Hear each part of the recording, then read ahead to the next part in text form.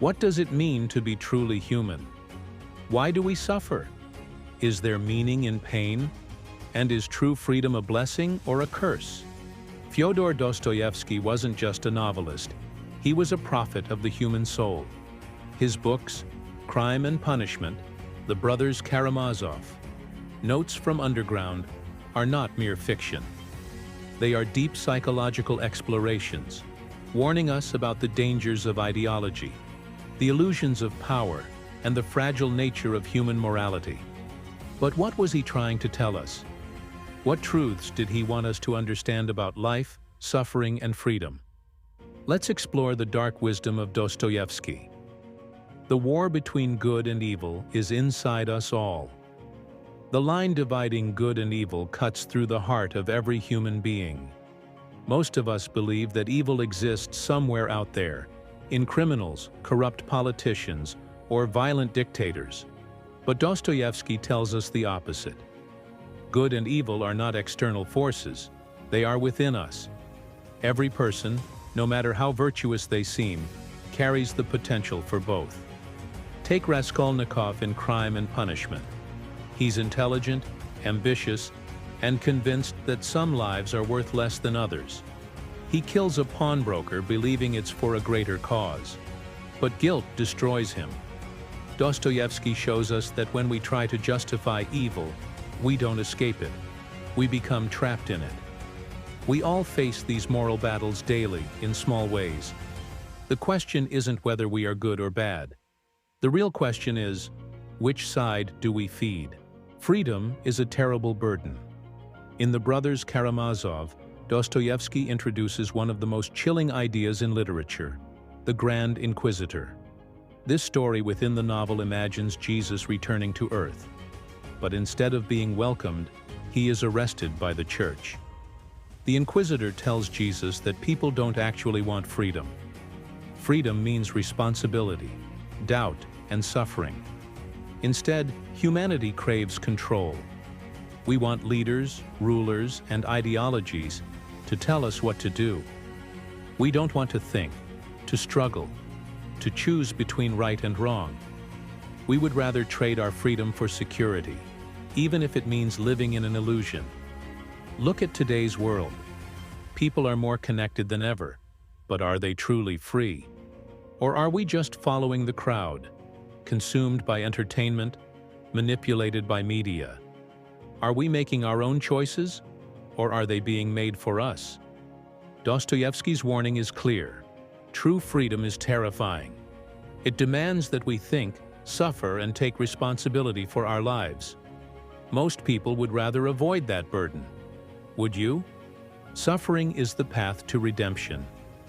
Dostoevsky didn't just write about suffering, he lived it. He was sentenced to death, only to be pardoned at the last moment.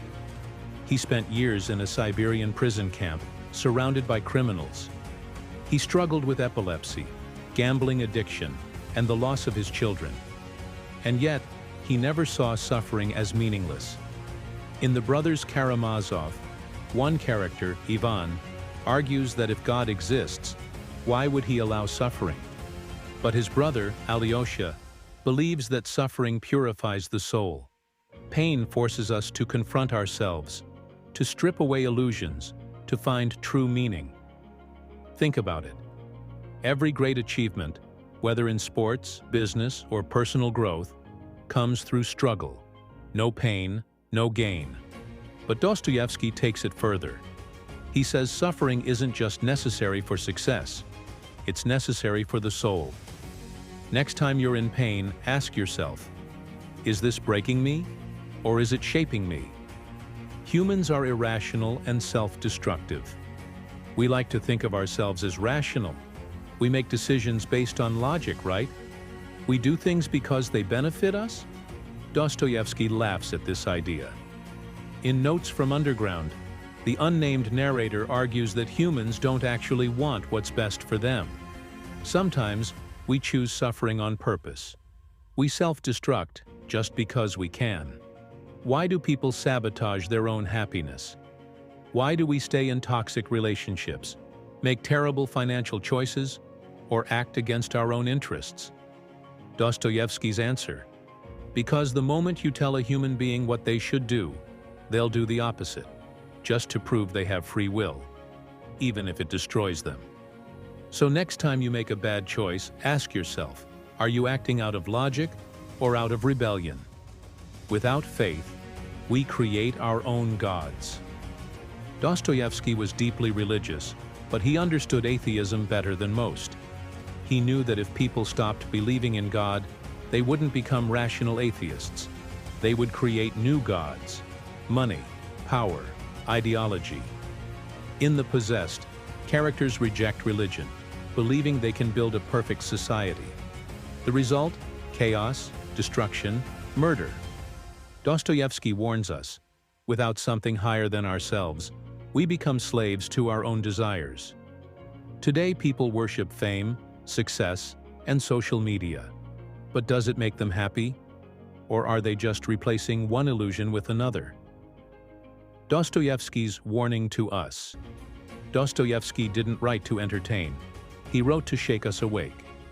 He wanted us to understand that good and evil exist within us, that true freedom is a burden, that suffering is the path to wisdom, that humans are irrational, and that without belief in something greater, we become lost. His message is more relevant today than ever. In a world obsessed with comfort, distraction, and easy answers, are you willing to embrace the hard truths? Or will you, like most, choose the easy path?